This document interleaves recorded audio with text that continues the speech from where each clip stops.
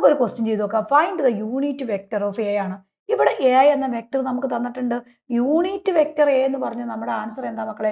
A cap equal to vector A divided by magnitude of A ആണ് നമ്മുടെ unit vector എന്ന് പറഞ്ഞ്.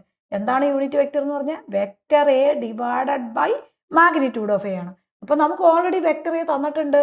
That is equal to vector A എന്ന് പറഞ്ഞാൽ i plus 2j plus 3k ആണ് already തന്നിട്ടുണ്ട്. അപ്പൊ മാഗ്നിറ്റ്യൂഡ് ഓഫ് എ കണ്ടുപിടിക്കണം.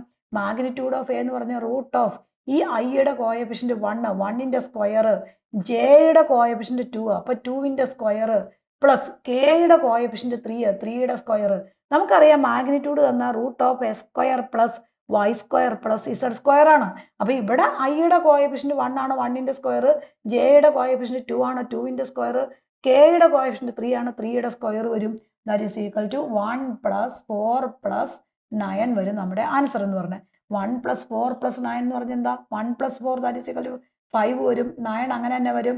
That is equal to root 14 വരും. അപ്പൊ നമ്മുടെ മാഗ്നിറ്റ്യൂഡ് ഓഫ് എ കിട്ടിക്കഴിഞ്ഞു. ഇനി നമ്മൾ അത് എഴുതി കൊടുക്കണം. നമ്മുടെ ഇക്വേഷനിൽ കൊടുക്കണം. A cap equal to vector A divided by magnitude of A. അപ്പൊ നമ്മുടെ വെക്ടർ എ എന്ന് പറഞ്ഞാൽ i plus 2j plus 3k divided by magnitude of A എന്ന് പറഞ്ഞാൽ റൂട്ട് 14. അപ്പൊ നമ്മുടെ ആൻസർ ആയി.